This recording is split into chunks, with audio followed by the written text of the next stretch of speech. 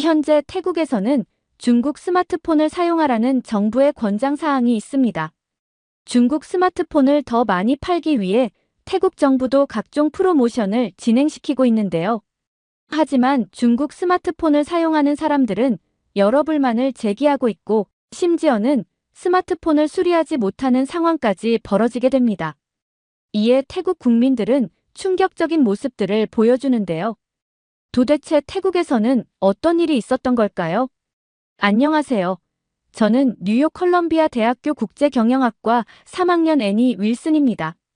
캘리포니아 출신이지만 아시아 문화와 경제에 매료되어 뉴욕으로 유학을 왔죠. 특히 한국과 일본의 기술 혁신 과정을 공부하는 것이 제 관심사예요. 오늘은 제가 경험한 특별한 수업 시간을 이야기해 드리려고 해요. 매주 화요일 오후 2시, 저는 설렘을 안고 브라운 교수님의 글로벌 시장과 소비자 행동 수업에 참석합니다. 교수님은 20년 넘게 아시아 시장을 연구해 오신 전문가시죠.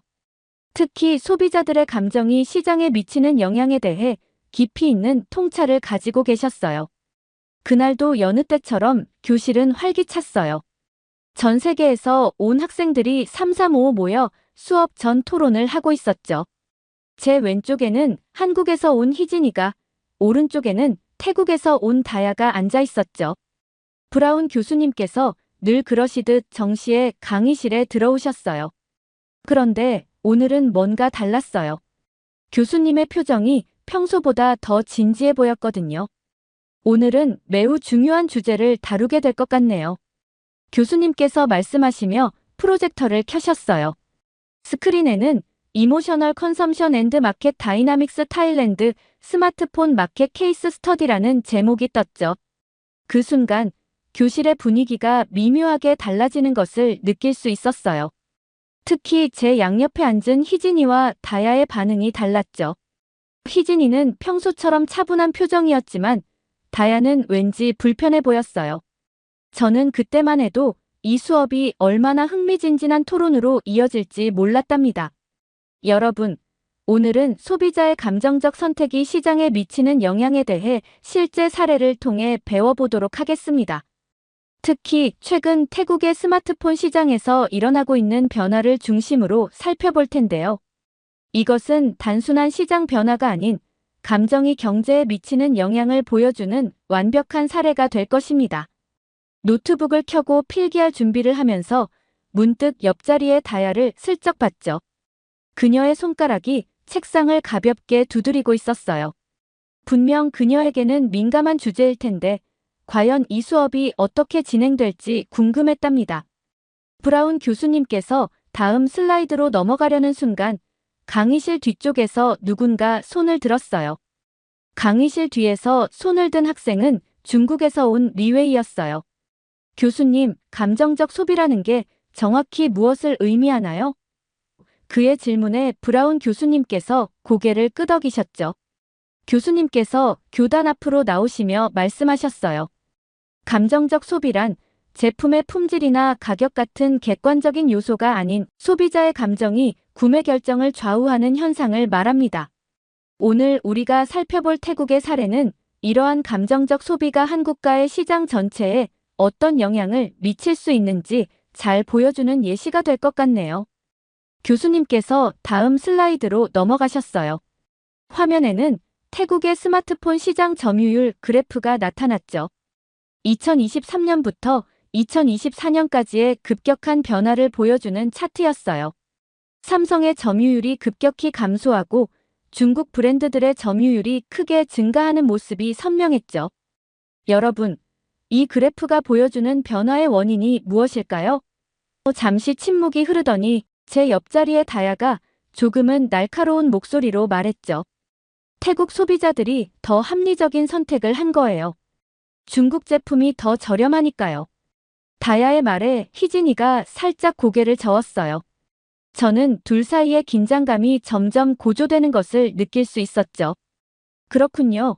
하지만 과연 이것이 정말 합리적인 선택이었을까요?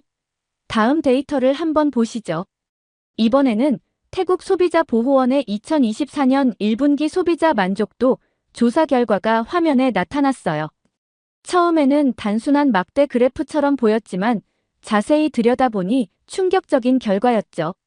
가격 만족도는 89%로 매우 높았지만 품질 만족도는 42%, 서비스 만족도는 35%로 급격히 하락한 것이 한눈에 보였어요. 특히 눈에 띄는 것은 5G 네트워크 성능과 AS 관련 불만이었죠. 그래프 아래에는 구체적인 소비자 불만 사례들도 정리되어 있었어요. 동영상 버퍼링이 심해요. 게임 중에 자주 끊겨요. 영상통화가 자꾸 끊겨서 못 쓰겠어요. 같은 생생한 불만들이 즐비했죠. 실제로 태국 소비자보호단체의 최근 조사에 따르면 중국 스마트폰 사용자의 67%가 네트워크 속도 저하 문제를, 73%가 AS 관련 어려움을 겪고 있다고 합니다. 더 놀라운 것은 AS를 받으려면 평균 3주 이상 기다려야 하며 부품 수급 문제로 정품이 아닌 호환 부품을 사용하는 경우도 있다고 하네요. 여러분, 이것이 의미하는 바가 무엇일까요? 교실은 잠시 조용해졌어요. 그때 희진이가 조심스럽게 손을 들었어요. 교수님, 제가 최근 한국통신기술연구소의 보고서를 읽은 적이 있는데요. 5G 네트워크는 단순히 통신사의 인프라 문제만이 아니라고 해요. 스마트폰 자체의 기술력이 매우 중요하다고 하더군요. 특히 안테나 설계와 신호 처리 기술이 핵심이라고 해요. 삼성전자의 경우 자체 개발한 5G 모뎀과 RF 시스템을 사용하는데 이게 안정적인 통신 품질을 보장하는 핵심 요소라고 합니다. 희진이의 설명이 이어지는 동안 다야는 불편한 듯 자리에서 계속 움직였어요. 그녀의 책상 위에는 중국산 스마트폰이 놓여 있었는데 마치 그 폰이 불편하다는 듯 자꾸 만지작거리고 있었죠. 다야가 다시 한번 손을 들었어요. 이번에는 얼굴이 조금 상기된 듯 했죠. 하지만 교수님, 소비자들의 선택을 단순히 감정적이라고 단정 짓는 건 너무 일방적인 것 아닌가요? 우리에겐 선택의 자유가 있잖아요. 교수님께서는 침착하게 대답하셨어요. 물론입니다. 선택의 자유는 매우 중요한 소비자의 권리죠. 하지만 우리가 오늘 배워야 할 것은 그 선택이 가져올 장기적인 결과를 예측하고 판단하는 능력입니다. 교수님께서 새로운 슬라이드를 보여주셨어요. 이번에는 미래 기술 발전 전망과 관련된 내용이었죠. AI 기술, 6G 통신, 폴더블 디스플레이 등 다양한 혁신 기술들이 나열되어 있었어요. 여러분, 스마트폰은 이제 단순한 통신기기가 아닙니다. 이것은 미래 기술의 집약체이자 한 나라의 기술 경쟁력을 보여주는 척도이기도 하죠. 감정적 선택이 이러한 기술 발전의 기회를 놓치게 만든다면 그것이 과연 현명한 선택일까요? 교수님의 말씀이 교실에 울린 후 무거운 침묵이 이어졌어요. 그때 다야가 갑자기 고개를 들더니 손을 높이 들었죠. 그녀의 얼굴은 어딘가 날이 선 표정이었어요. 태국 소비자들의 선택은 정당합니다. 우리는 더 저렴한 중국 제품을 선택할 권리가 있어요. 왜 모두들 우리의 선택을 감정적이라고만 하는 거죠? 우리도 충분히 생각하고 결정한 거예요. 다야의 갑작스러운 발언에 교실의 공기가 얼어붙는 것 같았어요. 몇몇 학생들이 불편한 듯 자리에서 몸을 비틀었고 일부는 서로 눈빛을 교환하기도 했죠. 브라운 교수님은 여전히 침착한 표정으로 다야의 말을 경청하고 계셨어요. 그때 희진이가 천천히 손을 들었어요. 다야의 말도 이해가 됩니다. 하지만 단기적인 가격 이점만 보고 선택하면 결국 더 큰 비용을 지불하게 될 거예요. 방금 교수님께서 보여주신 데이터를 보면 알 수 있듯이 네트워크 품질이나 AS 문제는 어떻게 해결하실 건가요? 이런 문제들은 시간이 지날수록 더 심각해질 텐데요.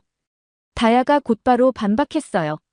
그래도 가격이 절반 이상 저렴하다면 그만한 가치가 있는 거 아닌가요? 모든 사람이 비싼 프리미엄 제품을 살 수 있는 건 아니잖아요. 이때 교실 뒤쪽에서 인도 학생인 프리아가 의견을 보탰어요. 저도 비슷한 경험이 있어요. 인도에서도 한때 중국 제품을 많이 썼었는데 결국 품질 문제 때문에 소비자들이 다시 다른 브랜드로 돌아가기 시작했어요. 맞아요. 스마트폰은 이제 단순한 통신기기가 아니에요. 우리의 일상생활에서 없어서는 안 될 필수품이 됐죠.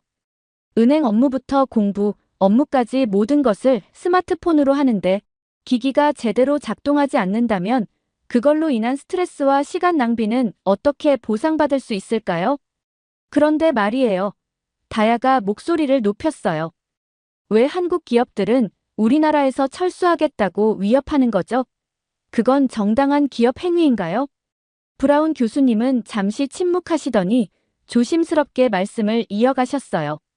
다야 양의 질문은 매우 중요한 포인트를 짚고 있습니다. 하지만 기업의 철수는 단순한 위협이 아닌 불가피한 선택이었다는 점을 알아야 할 것 같네요. 교수님께서 새로운 슬라이드를 보여주셨어요. 거기에는 최근 태국에서 발생한 여러 사건 사고의 통계가 있었죠. 실제로 태국 내반항 감정이 고조되면서 한국 기업 직원들의 안전이 위협받는 심각한 상황이 발생했습니다. 한국인 직원들이 피해를 입는 사건이 늘어났고 일부 직원들은 출퇴근길에 위협을 받기도 했죠. 기업으로서는 직원들의 안전을 더 이상 보장할 수 없는 상황이 된 겁니다. 희진이가 조용히 덧붙였어요. 저도 태국 친구들에게 들었는데요. 태국 정부가 최근 중국과의 전략적 협력을 강화하면서 중국 스마트폰 업체들에게 다양한 혜택을 제공하고 있다고 해요. 세금 감면부터 시작해서 정부 주도의 대대적인 프로모션까지 말이죠. 프리아가 궁금하다는 듯이 물었어요. 그런데 그게 과연 소비자들에게 진정한 혜택일까요? 정부가 특정 국가의 제품을 과도하게 밀어주는 건 장기적으로 봤을 때 시장 균형을 해칠 수도 있지 않나요? 교수님께서 고개를 끄덕이셨어요. 좋은 지적입니다. 불매운동이 시민들의 자발적인 선택이 아닌 정부 주도의 정책으로 변질될 때 발생할 수 있는 부작용에 대해서도 한번 생각해 볼 필요가 있겠네요. 교수님께서 프로젝터를 다음 슬라이드로 넘기셨어요. 화면에는 총 소유 비용 토탈 코스트 오브 오너십 분석 자료가 나왔죠. 여러분, 이 차트를 보시죠. 2년간 스마트폰을 사용할 때 발생하는 총 비용을 분석한 자료입니다. 구매 가격은 확실히 차이가 나지만 AS 비용, 배터리 교체 비용, 성능 저하로 인한 업무 효율성 감소까지 계산하면 어떻게 될까요? 희진이가 차트를 자세히 살펴보더니 말했어요. 결국 2년 후에는 총 비용이 거의 비슷해지네요. 오히려 프리미엄 제품이 조금 더 경제적일 수도 있겠어요. 다야는 입술을 깨물며 데이터를 바라보고 있었어요. 그녀의 표정이 조금씩 변하는 것을 볼 수 있었죠. 그때 희진이가 조심스럽게 손을 들었어요. 최근 폴더블폰 시장의 예시를 한번 살펴보면 좋을 것 같아요. 희진이가 자신의 노트북을 열더니 준비해온 자료를 공유했어요. 제가 찾아본 자료에 따르면 삼성전자는 폴더블폰 제작을 위해 무려 7년간의 연구 개발 기간을 거쳤다고 해요. 특히 폴딩 디스플레이의 내구성 테스트만 20만 번 이상 진행했죠. 반면 중국 업체들은 이 기술을 모방하는 데 급급한 나머지 충분한 테스트 없이 제품을 출시했어요. 교수님께서 관심 있게 고개를 끄덕이셨어요. 구체적인 사례가 있나요? 네, 있습니다. 희진이가 자신의 태블릿을 꺼내더니 사진을 보여주었어요. 이건 태국의 한 소비자가 SNS에 올린 글인데요. 중국산 폴더블폰을 구매한 지 2달 만에 화면 주름이 심각하게 벌어지고 힌지 부분에서 소음이 발생하는 문제가 생겼대요. 더 큰 문제는 이걸 수리하려고 했더니 서비스 센터에서 부품이 없다고 해서 2달째 기다리고 있다는 거예요.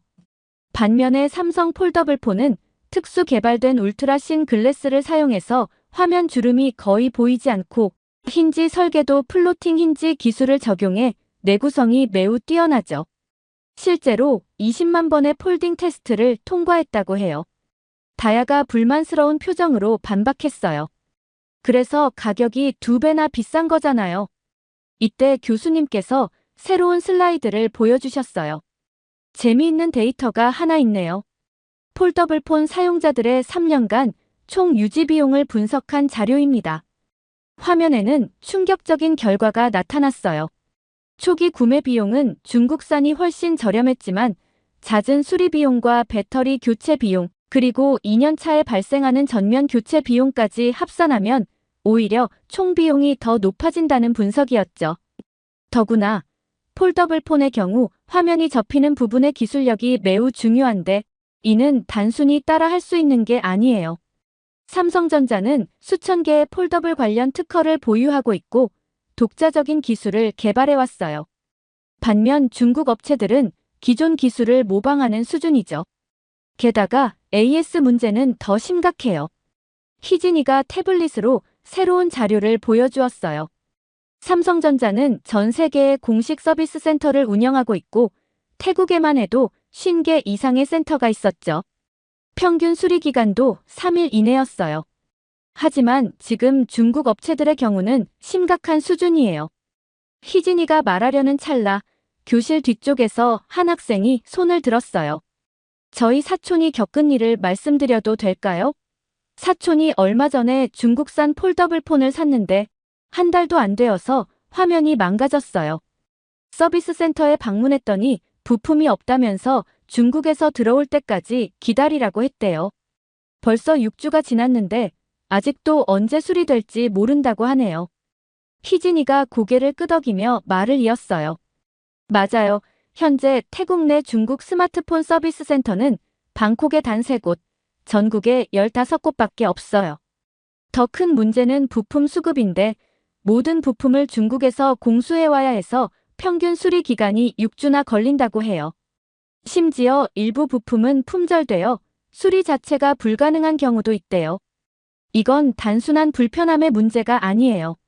현대 사회에서 스마트폰은 필수품이잖아요. 은행 업무부터 업무용 메일까지 폰 없이는 아무것도 할 수 없는데 한 달 넘게 기다려야 한다면 그 시간 동안의 불편함과 업무 차질은 어떻게 보상받을 수 있을까요? 다야의 표정이 점점 심각해졌어요. 그녀의 책상 위에는 접힌 자국이 선명한 중국산 폴더블 폰이 놓여 있었죠. 저는 그녀가 자신의 선택을 다시 한번 고민하고 있다는 걸 느낄 수 있었어요. 교수님께서 마지막 슬라이드를 보여주셨어요. 이건 최근 태국 IT 전문가들의 설문조사 결과입니다. 응답자의 82%가 현재 태국의 스마트폰 시장 변화가 장기적으로 국가 기술 경쟁력에 부정적 영향을 미칠 것이라고 답했네요.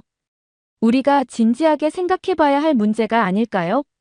교실 안에 무거운 침묵이 흐르는 가운데 브라운 교수님께서 모두의 생각을 읽으신 듯 물으셨어요.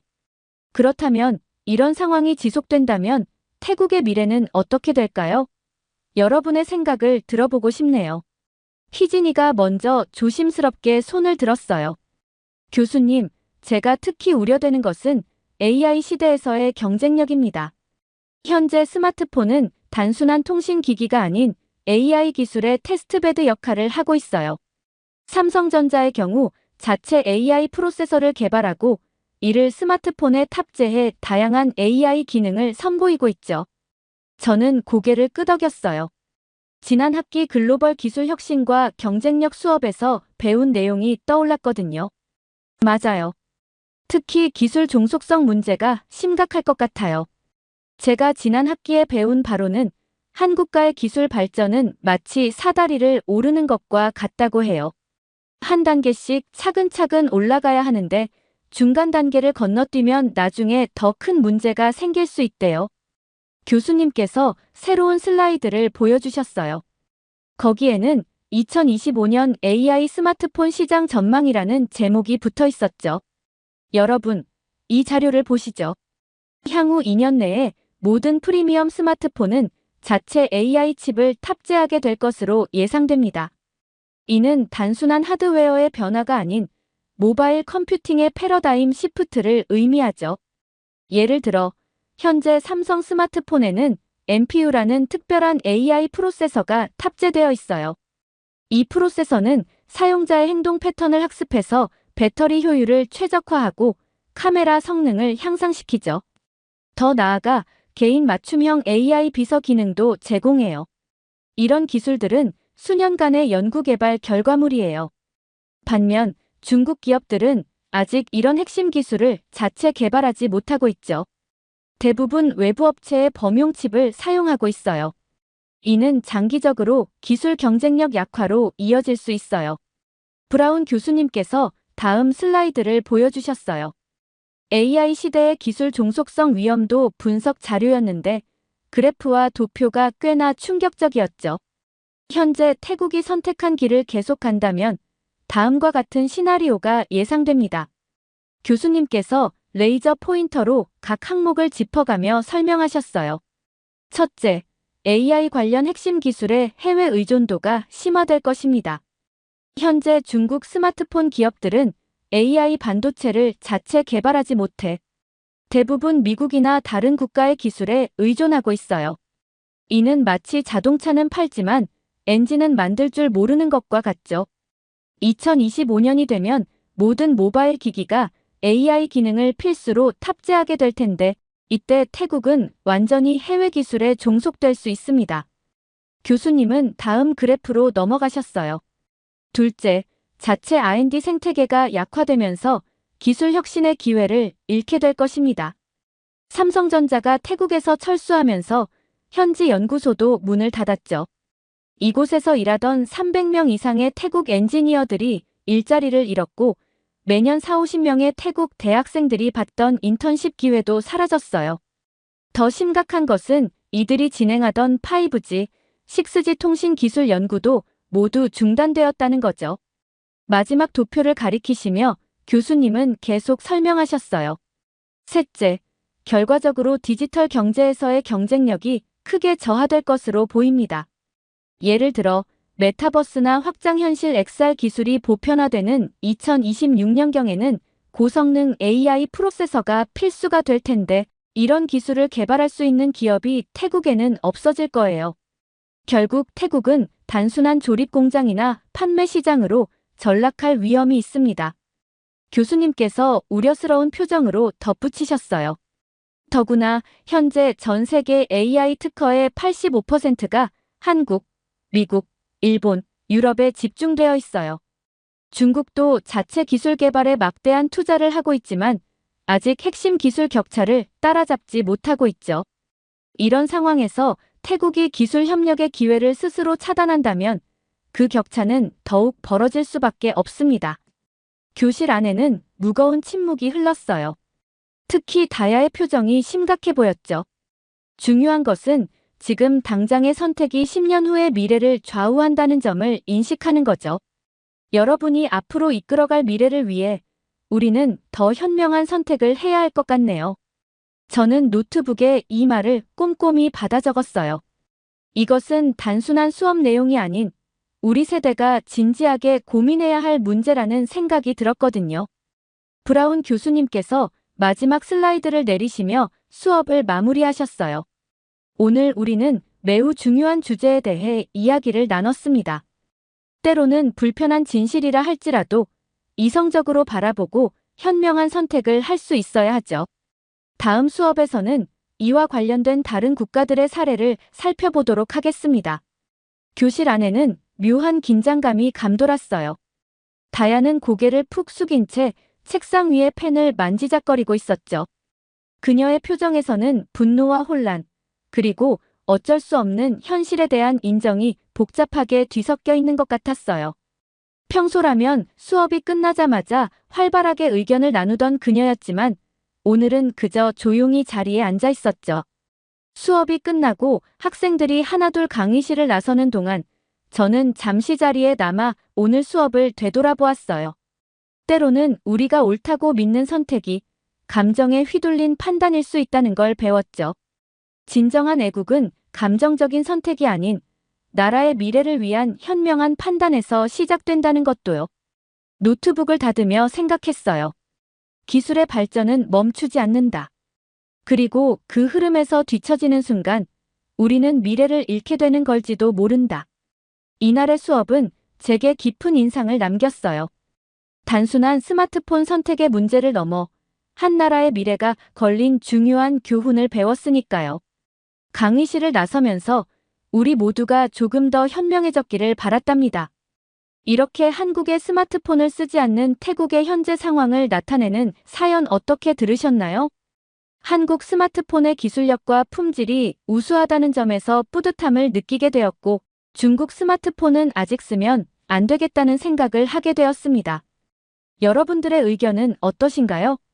다양한 의견을 댓글을 통해 공유해주세요. 긴 영상 시청해주셔서 감사드리고, 영상 재미있으셨다면 구독과 좋아요 부탁드립니다. 태국의 남성들이 무언가를 뽑더니 소리를 지르고 있습니다. 그리고 한 남성은 그 자리에서 주저앉게 되고 누군가는 환호성을 지르고 있습니다. 도대체 이들은 무엇을 하고 있는 걸까요? 안녕하세요. 저는 미국의 캘리포니아 대학교에서 국제관계학을 전공하는 제시입니다. 특히 아시아의 정치와 군사에 관심이 많아 이 수업을 선택했죠. 더 폴리틱스 오브 밀리터리 서비스인 아시아. 교수님의 수업명이 칠판에 적힌 걸 보며 저는 자리에 앉았습니다. 오늘은 아시아 각국의 국방 체계에 대해 알아보도록 하겠습니다. 교수님이 프레젠테이션을 시작하셨어요. 교수님은 먼저 동아시아의 주요 국가들을 설명하셨습니다. 일본의 자위대 체제, 중국의 현대식 군사력 확장, 대만의 방위 체계까지 차근차근 설명해 나가셨죠. 그러다 동남아시아 국가들의 이야기로 넘어갔습니다. 특히 오늘은 태국의 독특한 군사 제도에 대해 자세히 알아보겠습니다. 교수님이 말씀하시며 화면을 넘기셨어요. 태국은 아시아에서도 굉장히 특이한 징병 제도를 가지고 있습니다. 바로 제비뽑기 방식이죠. 이 말에 강의실의 학생들이 흥미로운 표정을 지었습니다. 교수님은 계속해서 설명을 이어나가셨어요. 태국의 독특한 군 입대 시스템을 좀 더 자세히 설명해드리죠. 예를 들어 한 지역에서 100명의 군인이 필요한 상황이라고 가정해보겠습니다. 이때 보통 80명 정도가 자발적으로 지원을 하게 됩니다. 자원 입대자들의 경우에는 6개월이라는 비교적 짧은 기간을 복무하게 되는데, 이는 한국의 18개월이나 다른 국가들의 복무 기간과 비교하면 상당히 짧은 편이죠. 교수님은 잠시 숨을 고르시더니 계속 설명하셨습니다. 그런데 여기서 재미있는 점은 이 6개월이라는 기간이 고정된 것이 아니라는 겁니다. 만약 입대한 군인이 더 오래 복무하고 싶다면 본인의 의지에 따라 최대 3년까지 연장할 수 있어요. 이는 군인으로서의 경력을 쌓고 싶거나 군대를 직업으로 삼고 싶은 이들을 위한 제도라고 볼 수 있죠. 그렇다면 나머지 20명은 어떻게 될까요? 교수님이 학생들을 둘러보며 물으셨어요. 이들은 신체 검사 등급에 따른 순서로 제비뽑기를 하게 됩니다. 먼저 신체 검사 1등급을 받은 사람들이 우선적으로 추첨에 참여하게 되죠. 그 다음 2등급, 그리고 3등급 순서로 진행됩니다. 교수님은 칠판에 간단한 도표를 그리시며 계속 설명하셨습니다. 추첨에 참여하는 사람들 중 약 30%가 빨간 공을 뽑아 입대하게 되는데, 이 비율은 필요한 인원에 따라 매년 조금씩 달라질 수 있습니다. 재미있는 점은 만약 1등급 지원자들 중에서 필요한 인원이 모두 채워진다면 2등급과 3등급 지원자들은 자동으로 면제가 됩니다. 이들의 복무 기간은 2년에서 3년 정도로 자원 입대자들보다는 긴 편이죠. 즉, 신체 등급이 낮은 사람들은 운이 좋으면 아예 추첨 기회조차 없이 면제될 수 있다는 뜻입니다. 교수님이 의미심장한 표정으로 덧붙이셨어요. 특히 주목할 점은 이 시스템이 자원 입대자들에게는 상대적으로 짧은 복무 기간이라는 혜택을 주면서 동시에 필요한 군사력은 확보할 수 있도록 설계되어 있다는 겁니다.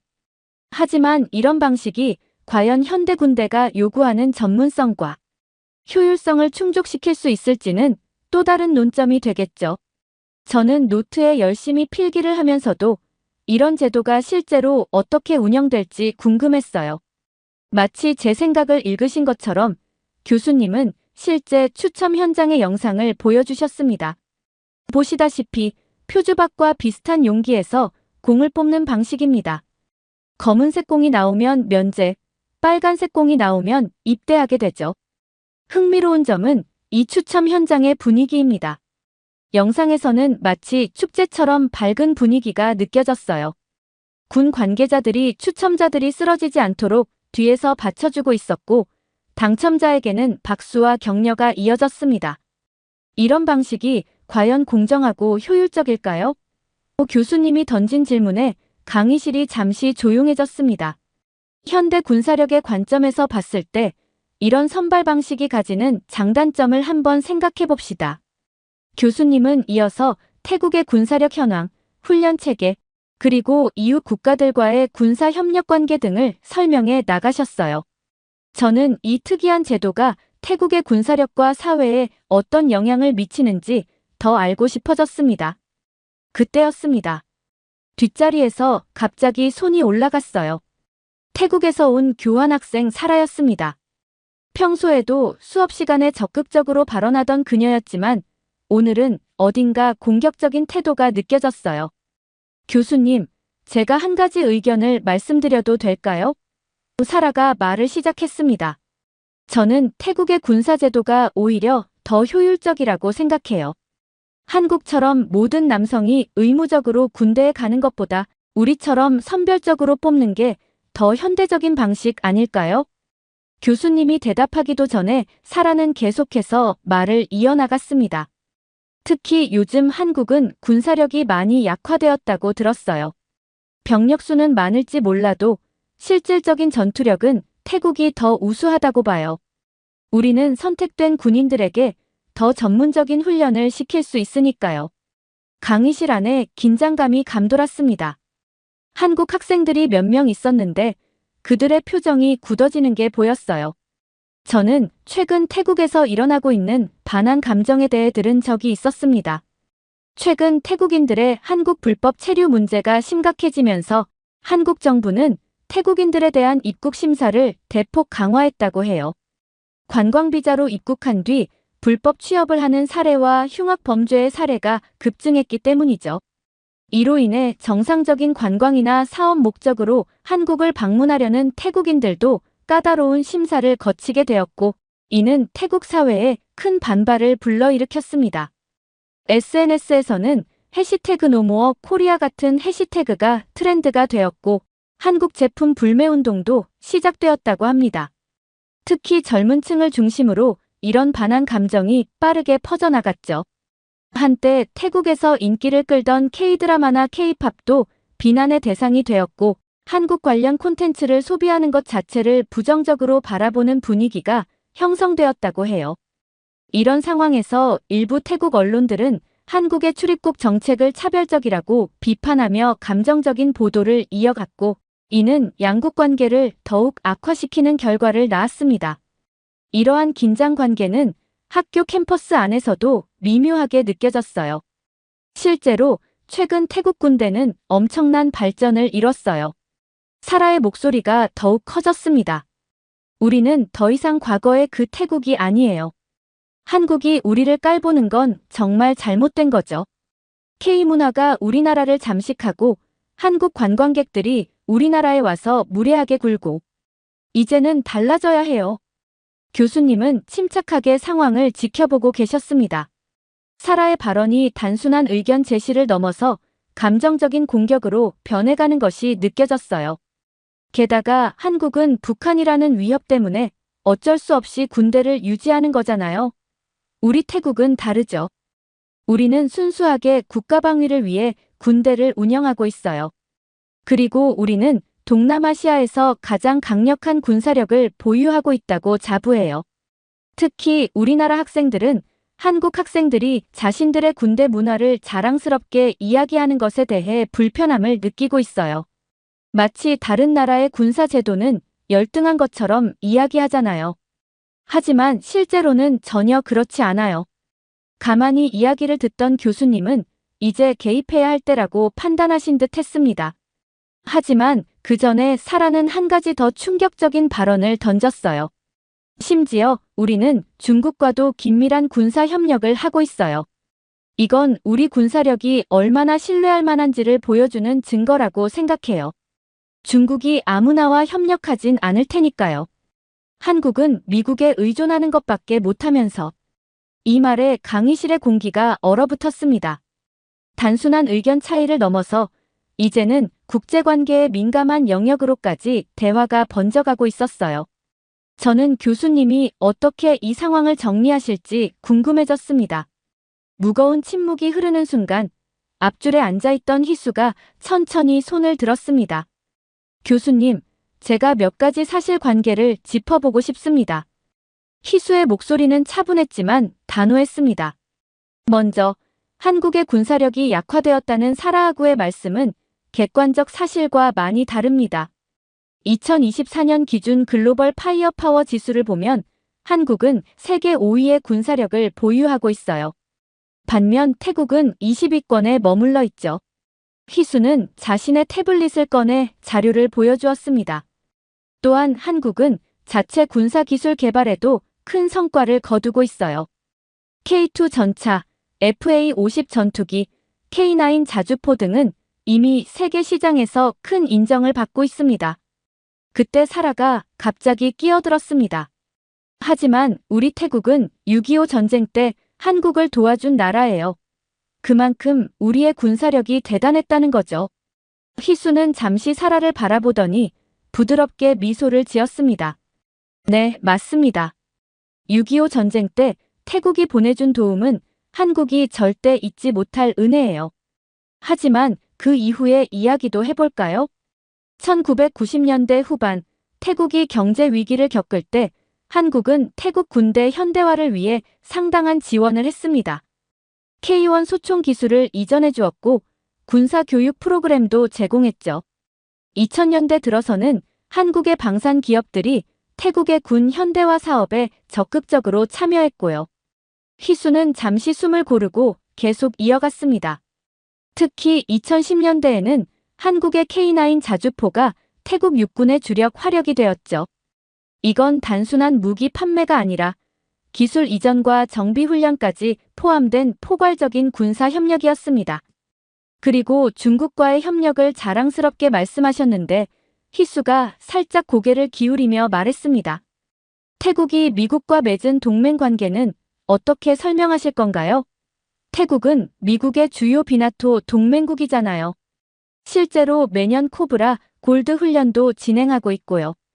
더구나 한국이 미국에 의존한다고 하셨지만 한국은 이미 상당한 수준의 자주 국방력을 갖추고 있습니다. 오히려 이제는 미국과 대등한 파트너로서 협력하는 관계로 발전했다고 볼 수 있죠. 희수의 차분하지만 날카로운 반박에 사라는 점점 불편한 기색을 감추지 못했습니다. 특히 한국의 군사 지원 이야기가 나오자 당황한 듯 했어요. 사라는 얼굴이 붉어진 채 자리에서 벌떡 일어났습니다. 그래도 우리의 군대 시스템이 더 효율적이에요. 우리는 능력 있는 사람들만 선별해서 뽑기 때문에 전문성이 훨씬 뛰어나다고요. 그녀의 목소리가 점점 커졌습니다. 한국처럼 모든 남자들을 의무적으로 보내는 것보다 우리처럼 제비뽑기로 선별하는 게 더 과학적이에요. 뽑힌 사람들은 그만큼 책임감을 가지고 군 생활을 하게 되죠. 교수님은 눈썹을 살짝 찌푸리셨지만 사라의 이야기를 끝까지 들어주셨습니다. 게다가 우리는 신체 등급에 따라 순서대로 추첨을 하잖아요. 1등급부터 시작해서 필요한 인원이 다 채워지면 그 다음 등급은 자동으로 면제되는 거예요. 이게 얼마나 효율적인 시스템인지 아세요? 사라는 마치 대단한 것을 발견한 것처럼 들떠서 말했습니다. 이제는 그녀의 주장이 단순한 자부심을 넘어서 오히려 자국의 군대 시스템의 허점을 스스로 드러내고 있다는 게 명백해 보였어요. 교수님의 표정이 심각해지는 게 보였습니다. 교수님은 잠시 침묵하시더니 천천히 자리에서 일어나셨습니다. 사라 학생의 의견 잘 들었습니다. 이제 제가 태국의 군사제도에 대해 좀 더 깊이 있는 분석을 해보죠. 교수님은 프레젠테이션 화면을 전환하셨어요. 먼저 태국 군대의 가장 큰 문제점을 짚어보겠습니다. 1932년 이후 태국에서는 20번이 넘는 쿠데타가 발생했습니다. 이는 군대가 정치적 중립성을 완전히 상실했다는 것을 보여주는 명백한 증거죠. 사라의 얼굴이 굳어지기 시작했습니다. 가장 최근인 2014년에도 뿌라유 차노차 장군이 쿠데타를 일으켜 정권을 장악했죠. 군대가 국가방위라는 본연의 임무보다 정치 권력 장악에 더 관심을 보여온 겁니다. 교수님은 다음 슬라이드로 넘어가셨어요.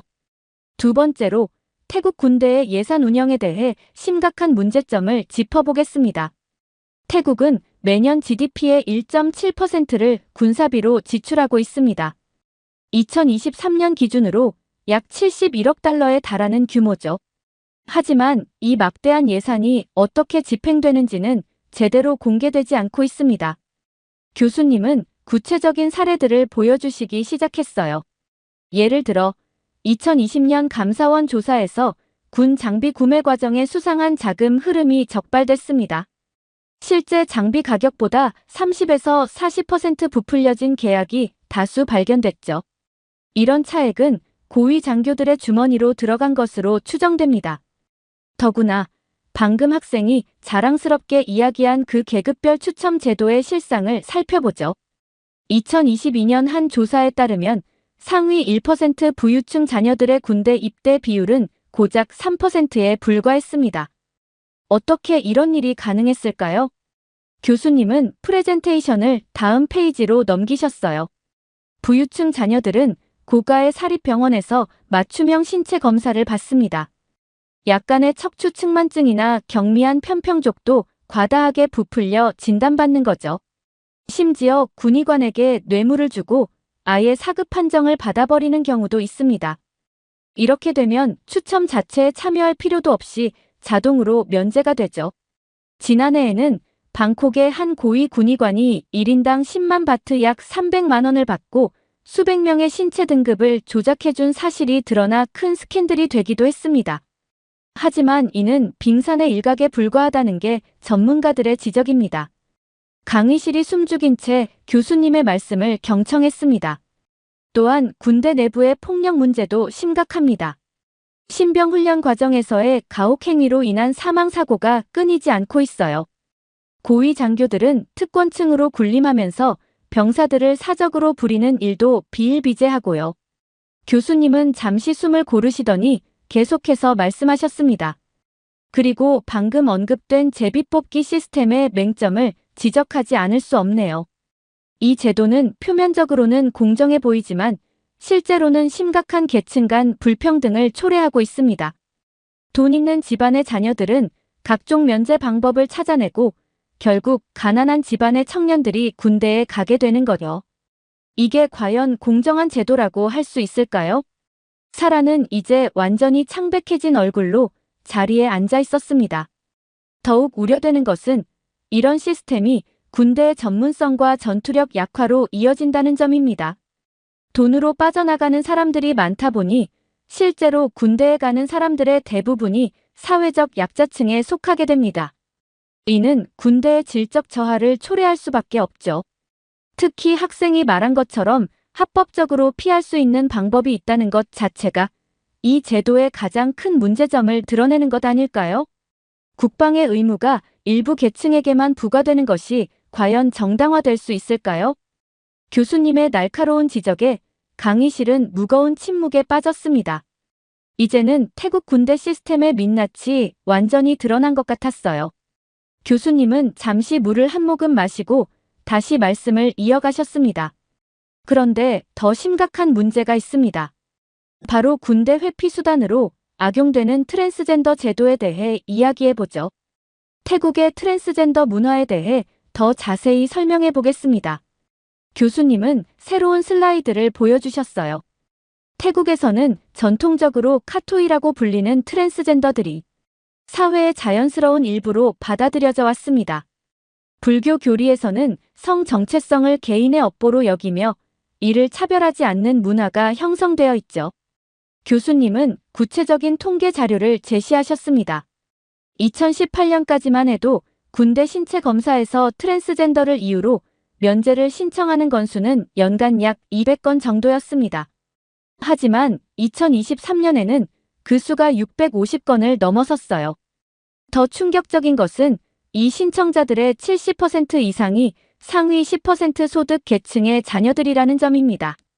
특히 방콕의 부유층 거주 지역에서는 소위 면제 패키지라는 것까지 등장했습니다. 성형외과와 군의관이 결탁해서 최소한의 호르몬 치료와 간단한 성형수술만으로 군대 면제를 받을 수 있게 해주는 겁니다. 비용은 1인당 약 100만 바트 약 3,700만 원에 달한다고 합니다. 교수님의 표정이 더욱 진지해지셨어요. 진정한 트랜스젠더 커뮤니티는 이로 인해 큰 상처를 받고 있습니다. 방콕의 한 트랜스젠더 인권단체 대표는 우리의 정체성이 부유층의 군대 회피 수단으로 전락했다며 분노를 표현했죠. 실제로 트랜스젠더 취업 차별이 더욱 심해졌다는 보고도 있습니다. 어차피 군대 빠지려고 하는 거 아니냐는 편견이 커졌기 때문이에요. 교수님은 한숨을 쉬시더니 계속하셨습니다. 이런 현상의 근본적인 원인은 태국 군대의 열악한 환경에 있습니다. 2023년 조사에 따르면 태국 군대 내 가혹행위 신고가 전년 대비 40% 증가했어요. 특히 고위 장교들의 사적 지시나 비인격적인 대우가 심각한 문제로 지적되고 있습니다. 더 큰 문제는 시민의식의 차이입니다. 교수님은 화면을 전환하셨어요. 한국의 경우 분단이라는 특수한 상황 속에서도 군대를 통한 국방의 의무를 자랑스럽게 여기는 문화가 형성되어 있습니다. 하지만 태국에서는 어떤가요? 태국에서는 군대에 가는 것이 오히려 부끄러운 일로 여겨지는 경우가 많습니다. 돈이 없어서, 백이 없어서 군대에 가는 것으로 인식되죠. 현재 태국은 이러한 인식들이 뿌리 깊게 자리를 잡았고 군인들에 대한 배려도 점점 떨어지고 있는 추세입니다. 한국 사람들이 한국 군인을 대하는 태도와 태국 사람들이 태국 군인을 대하는 태도는 하늘과 땅 차이가 되었죠. 이는 군대가 더 이상 국방의 의무가 아닌 피해야 할 대상으로 전락했다는 것을 의미합니다. 교수님은 최근 태국 청년들 사이에서 있었던 설문조사 결과를 보여주셨어요. 응답자의 78%가 가능하다면 군대에 가지 않겠다고 답했고 85%는 군대에 가는 것이 인생의 낭비라고 생각한다고 합니다. 특히 충격적인 것은 군대에 간다고 하면 주변에서 비웃음을 받는다는 응답이 62%나 된다는 점이죠. 이러한 인식은 결과적으로 군대의 질적 저하로 이어집니다. 실력과 자질이 있는 인재들은 모두 빠져나가려 하고 결국 군대는 어쩔 수 없이 가는 곳이 되어버리는 겁니다. 이것이 과연 한 나라의 건강한 국방 체계라고 할 수 있을까요? 군대를 가지 않는 나라의 학생들도 이러한 교수님의 말씀에 깊은 생각에 빠지게 되었고 이내 강의실의 공기는 더욱 무거워졌습니다. 사라는 이제 완전히 고개를 숙인 채 움직이지 않았어요. 그녀의 어깨가 살짝 떨리는 것이 보였습니다. 아마도 자신이 그토록 자랑스럽게 여겼던 제도의 실상을 마주하는 것이 쉽지 않았을 거예요. 자, 이제 오늘 수업을 마무리하도록 하겠습니다. 교수님이 부드러운 목소리로 말씀하셨습니다. 우리는 오늘 각국의 군사제도가 얼마나 다양한 모습을 가질 수 있는지 살펴보았습니다. 중요한 것은 어떤 제도든 그 나라의 역사적, 문화적 맥락 속에서 발전해왔다는 점입니다. 교수님은 마지막 슬라이드를 보여주셨어요. 하지만 동시에 우리는 그 제도들을 객관적으로 평가하고 개선점을 찾아나가야 합니다. 이것이 바로 국제관계학을 공부하는 우리의 역할이죠. 여전히 고개를 숙이고 있는 사라를 바라보시며 교수님께서 덧붙이셨습니다. 오늘 나눈 토론이 다소 날카로웠을 수 있습니다. 하지만 이런 논의야말로 우리가 서로를 더 잘 이해하고 발전할 수 있는 기회가 되리라 믿습니다. 수업이 끝나고 강의실을 나오면서 저는 오늘 배운 것들을 곱씹어 보았어요. 각국의 군사제도는 겉으로 보기에는 단순한 차이처럼 보였지만 그 속에는 훨씬 더 복잡한 사회적, 경제적 문제들이 얽혀 있었습니다. 특히 인상 깊었던 것은 국방의 의무가 단순히 군사력의 문제가 아니라는 점이었어요. 그것은 한 사회의 가치관과 시민의식을 보여주는 거울 같은 것이었습니다. 도서관으로 가는 길에 사라가 혼자 벤치에 앉아있는 모습이 보였어요. 그녀도 아마 오늘 수업을 통해 많은 것을 생각하게 되었을 것 같았습니다. 때로는 우리가 자랑스럽게 여기던 것들의 민낯을 마주하는 것이 필요한 과정일 테니까요. 제 노트북을 펼치며 오늘의 수업 내용을 정리했습니다. 각국의 특수성을 존중하면서도 객관적인 시각을 잃지 않는 것, 그것이 바로 국제관계를 공부하는 우리가 가져야 할 자세라는 것을 다시 한번 깨달았습니다. 이렇게 태국의 군 입대 제도의 문제점에 관한 사연 어떻게 들으셨나요? 태국의 군 입대 제도가 다양한 문제점이 있다는 생각을 하게 되었고, 한국의 군사력과 비교하는 태국 학생을 보니 한국이 얼마나 대단한 나라인지 깨닫게 되었습니다. 여러분들의 의견은 어떠신가요? 다양한 의견을 댓글을 통해 공유해 주세요. 긴 영상 시청해 주셔서 감사드리고 구독과 좋아요 부탁드립니다.